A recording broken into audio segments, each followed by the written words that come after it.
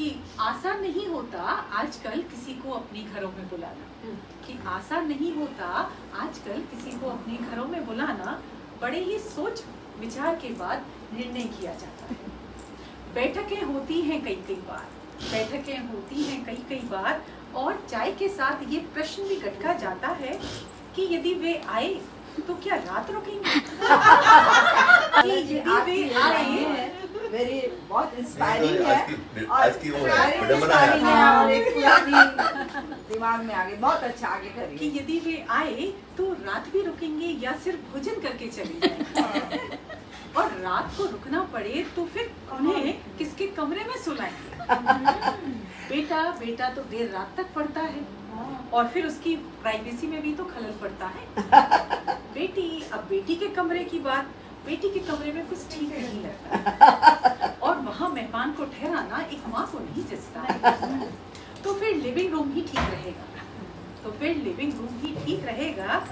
किंतु ऐसी गर्मी में, इस बड़ी गर्मी में बिना एसी के भला कौन कैसे जिएगा? तभी पीछे से एक आवाज कड़कती है, सर आज मैम बोलते हैं पीछे से एक आवाज कड़कती है, पिताजी की लगता है कुछ दम सी निकलती है। तो क्या एक दिन की खातिर एसी लगवाएंगे? पहले ही क्या खर्चे कम है जो और जेब में लगवाएंगे? देखो जी पंखा ही चलेगा और खिड़की खोल देंगे, एक दिन की खातिर जेब में न बोझ लेंगे। अब सोने का प्रश्न तो सुलझा, मगर खाने का अब भी प्रश्न उलझा। गृह लक्ष्मी के सीने में बड़ा शूल सा था उलझा। क्या रात में सब्जी पकानी है, क्या सुबह का नाश्ता और चाय बनाना, कि दोपहर में पूरी परफेक्ट थाली ही लेंगे या दाल चावल में एडजस्ट कर लेंगे? क्या दोपहर में पूरी थाली ही लेंगे या दाल चावल में ही एडजस्ट कर लेंगे? शाम को बाहर ले जाएंगे तो क्या बिल को 50-50 करेंगे? बड़ी मुसीबत में जान है आई, देखो घर में हो गई अतिथि की चढ़ाई। अब पुराने जमाने में जाते हैं कि गुजर गए वो जमाने जब किसी को बुलाने की जरूरत ही नहीं। काका मामा या दूर के चाचा का बेटा बिन बुलाए ही घर से माँ बाबा से पता पूछकर शहर के किसी भी कोने में धमक जाया करता। रात पड़े जब रोटी खाता अपने थैले से कुछ गुड़ और देशी घी का डिब्बा निकालता। देखकर उन्हें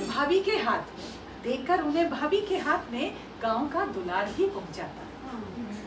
और फिर वहीं रसोई से बतिहाट शुरू होती थी। गांव की, घर की, पास पड़ोस की, खेत खलियान की कुशल क्षेम होती। बात रात में किसे गद्दा और सोने को पलंग चाहिए था। बस एक दरी और लिहाफ में सपनों की अगुवाई होती थी। बहुत सुंदर। एक दरी और लिहाफ में सपनों की अगुवाई होती थी। देर रात तक छतों पर चौपालें सजती थी। यादों की पोटली से मुस्कुराहटें बरसती। सुबह की चाय में गांव का गुड़ घुलता था। वो चाचा का बेटा अपना खास ही होता था। सही बात है। मगर आज शहरों में कमरे भी ले देकर एक ही या दो हैं। लाइट, पानी, किराया, भाड़ा, दूध, सब्जी, ये खर्चे कुछ कम नहीं है क्या? अब गुड़ और देशी घी के डब्बे से बात नहीं बनता। प्यार की खाली बातों से कहाँ घर का खर्चा चलता।